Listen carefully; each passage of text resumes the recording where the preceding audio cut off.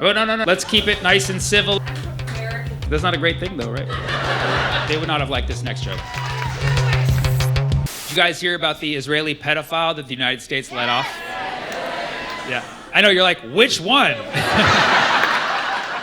The head of Israeli cyber defense, or as I call it, Iron Chrome, got busted in Vegas for soliciting a minor online. Literally the one thing you can't do in Vegas. In Vegas, you can gamble your life savings, you can drink in public, you can smoke weed with your hooker, you can gun down a famous rapper, you can have a random Asian guy dangling from your car window. You've seen The Hangover, but you can steal a tiger from Mike Tyson, et cetera, but just stay away from the kids. Okay, you can literally bet on any number as long as it's higher than 18, is what I'm saying. It's like inverse blackjack. The police engaged in a sting operation and no music was made. That joke would have killed in the 80s. And in this operation, an undercover officer posed as a 15-year-old girl, which, let's face it, kind of a sweet gig, okay? And good for a cop too, right? Same level of emotional intelligence. Yeah, totally. In the sting operation, 8 men were busted, including a pastor, shocking, and an Israeli official named Tom Alexandrovich, AKA Peeping Tom, who is the head of cybersecurity for Israel. Yeah. So clearly we found a security flaw. Iran, take notes. You want to get in? Just pose as a 15-year-old girl. The irony, too, is that Alexandrovich was in Vegas for a conference about hacking. And ironically, he got hacked. So clearly, not very good at his job. He needs to go back to school. Oh, wait, actually, no. No. He's a high-ranking officer. He had meetings later that week with the NSA, probably to spy on us more. And then he got spied on by the highest level possible, Vegas PD. He even had meetings scheduled later that week with the FBI, but he met him earlier, apparently. So they caught him, they confronted him, and he was like, oh, I didn't know her age. And it said 15 on her profile. He's like, yeah, I can't read numbers. They're like, why are you in Vegas, buddy? You know? The profile clearly said 15, and he claims he thought it was 18. It's very unlike an Israeli to inflate the numbers. Usually they play them down. But is that not ironic? The head of Israeli cyber defense turns out to be a cyber predator? Actually not shocking at all. When you're familiar with how Israelis do self-defense, kind of predatorial, you know what I mean?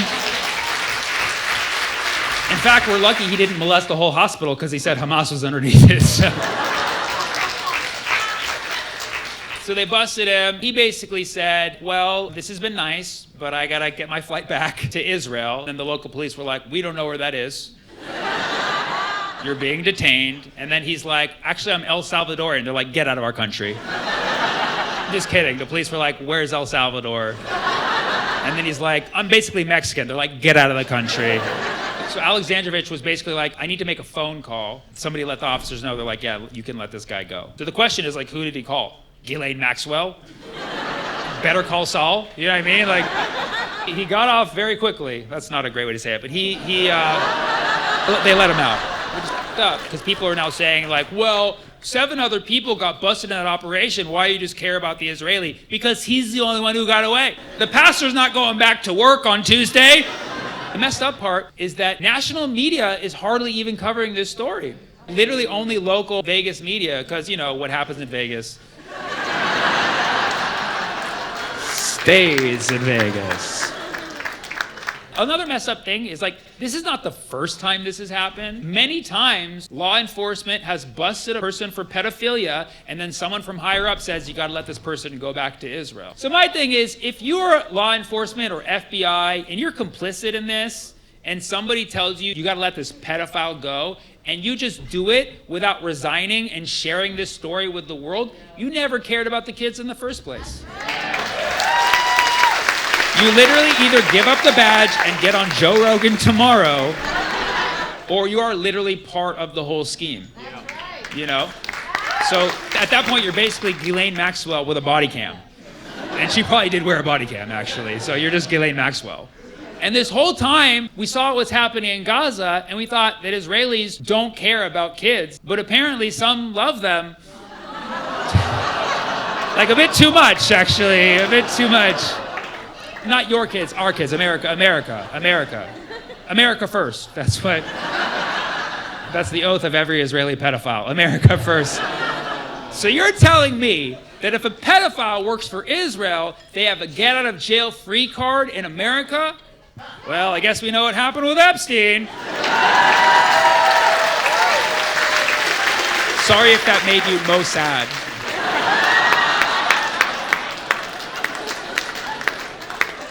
Okay, cool. Thanks, guys.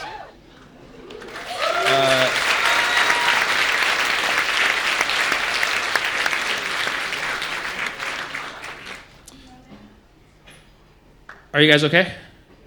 Is everything good? Is everything okay? What do you mean, sure? It's great? Awesome, okay. Well, Free Palestine, yeah, of course. Well, no, I'm keep talking while let me breathe, okay? I have a couple of very unhappy looking people in here at 3:30 p.m. Okay? Yeah, it's almost sunset, guys. Perk up.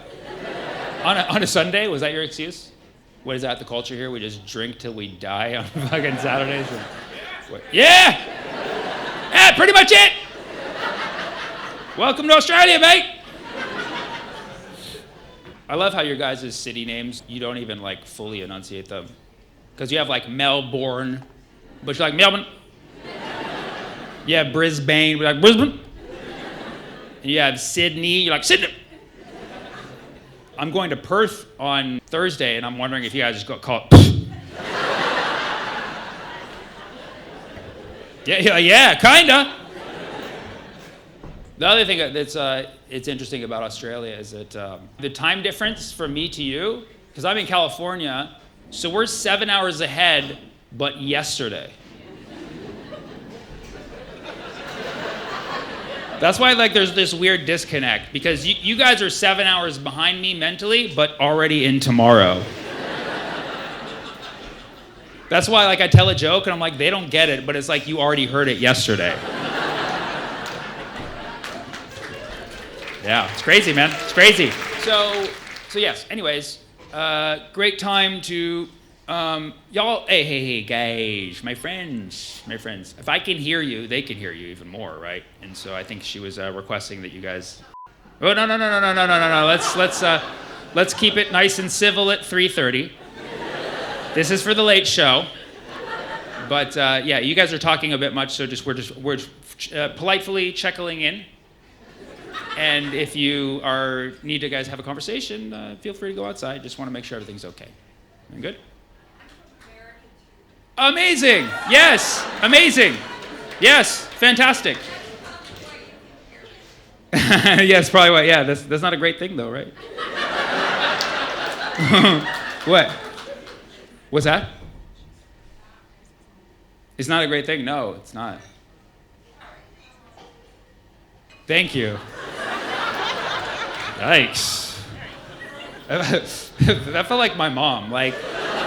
Go on with your show thingy, whatever you call it. Man, I always go to other countries and I'm like, dude, I'm a really nice guy, I'm a really cool guy. Why do they hate Americans so much? And then I see another American.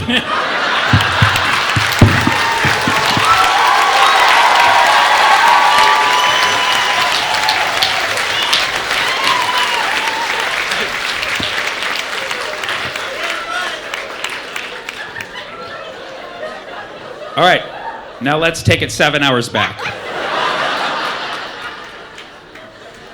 Let's get back till tomorrow, Sunday. Because it's still Saturday back where I'm from. They don't even know what's about to happen today. So, if you've been following me for more than 2 years, which I know most of you haven't, but maybe 1 or 2 of you have, you know that I literally talk about everything. I can make hexagons funny, okay? But right now, obviously, I'm fixated on one subject because I want this madness to end now. And so, that's where I am mentally.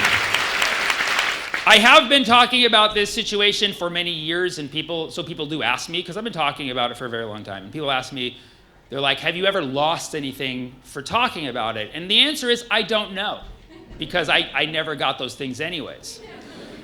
And I think that it's really time to adjust this narrative that we say, if you speak up for Palestine, you'll be fired, you'll be suppressed, you'll lose your job, you'll lose your friends, you'll lose your family. These things are true. This has happened to people, but throw that narrative out the door and say, actually, if you speak up and do the right thing, good things will come for you, regardless of what you lose in the process. Okay?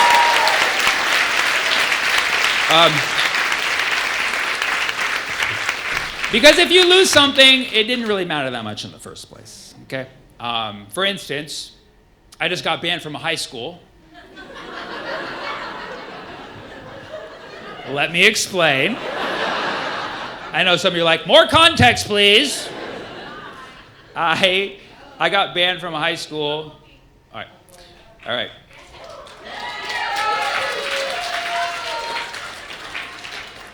I got banned from a high school. They never went to high school. I'm Jewish. Oh, okay, that's fine. There's nothing. But we were never talking about you. You know what I mean?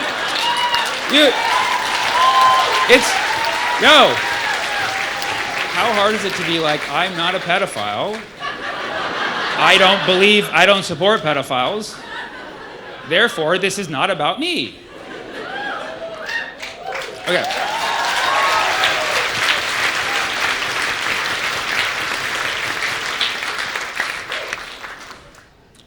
Okay. So, anyways, they would not have liked this next joke. like that whole bit that we did about the pedophiles, like that was like the mild one. And yeah, it's been an interesting show. We only lost 2 crowd members that I know of.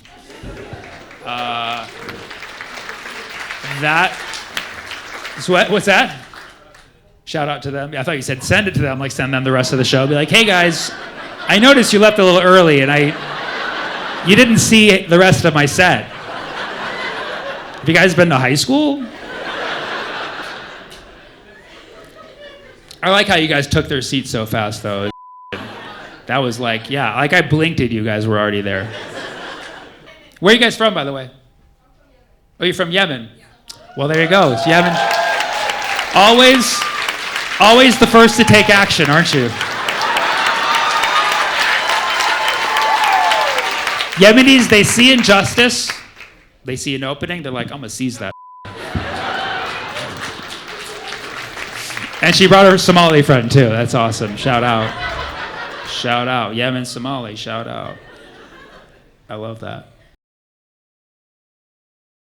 On the way out, she whispered into one of the servers' ears, she's like, I'm actually not Jewish. But it was awkward. It was like very awkward that happened. And then I was like, that's anti-Semitic. Here I thought, like I upset somebody because of like a religious association to an ethno-state, obviously. When it turns out she was just a dumb American taxpayer.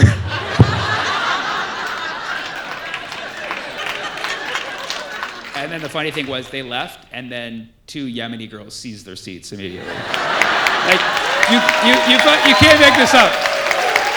You can't make this up.